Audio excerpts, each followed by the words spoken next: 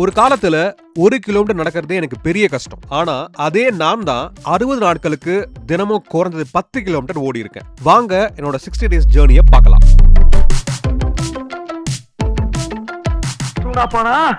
அவசரப்பட்டேடா. வீட்டுக்கும் ஆபீஸுக்கும் இடையேயான தூரம் 32 கிலோமீட்டர். என்ன பொழப்பு இது? நம்ம வாழ்க்கை எதை நோக்கி பயணமா போய்கிட்டு இருக்குன்னே தெரியலையே. சூழ்நிலை இப்படி இருக்கும்போது தினமும் ஓட முடியுமா? நான் ஒரு வாட்டி முடிவு பண்ணிட்டேன்னா என் பேச்ச நானே கேட்க மாட்டேன். ஒரு கை பாத்திரலான்னு களத்துல இறங்கிட்டேன். சிங்கம் களை இறங்கிருச்சு. சிங்கமா எங்க? 3வது நாள் ஓடி முடிச்சு கொஞ்ச நேரம் கழிச்சு வேகமா எழுந்திருக்கும் போது முதுகு புடிச்சுக்கிச்சு. ஐயோ போச்சே. நான் ஓட ஓட முதுகு வலியும் ஓடிடுச்சு. உடம்பு அந்த வலிகளுக்கு பழக ஆரம்பிச்சிருச்சு. வாழ்க்கையில ஒண்ணு மட்டும் ஞாபகம் வச்சுங்க, கஷ்டப்படாம எதுவும் கிடைக்காது. 40வது நாள் 10 கிலோமீட்டர் ஓட்டுறது இனிமே பெரிய விஷயமே இல்ல. பல் தேய்க்கிற மாதிரி.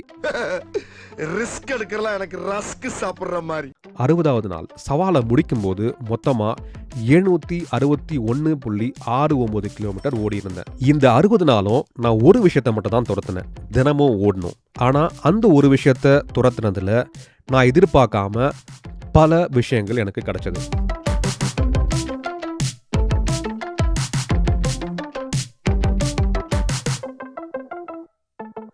இன்னைக்கு நான் தினமும் 10 கிலோமீட்டர் ஓடுறதை பார்த்துட்டு இவரால மட்டும் தான் முடியும் அப்படின்னு யாருமே நினைக்காதீங்க.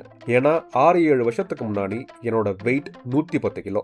என்னால முடிஞ்சா உங்களாலையும் கண்டிப்பா முடியும். ஆரம்பிக்கலாங்களா?